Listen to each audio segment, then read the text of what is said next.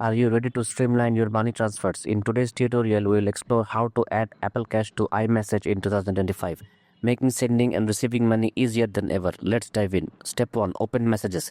First, grab your iPhone and open the Message app. You can start a new conversation or tap on existing chat with someone you want to send money to.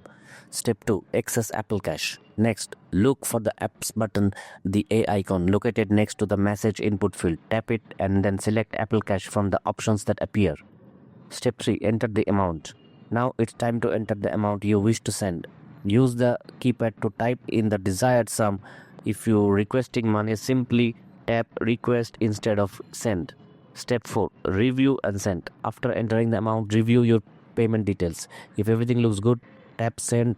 For added security, double click and send button and confirm your payment using Face ID, Touch ID or use passcode.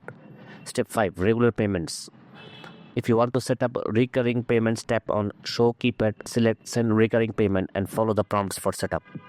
And there you have it. If you have successfully added Apple Cash to iMessage and can now send or request money with just few taps. This feature not only simplifies transaction but also keeps your finances organized right within your messaging app.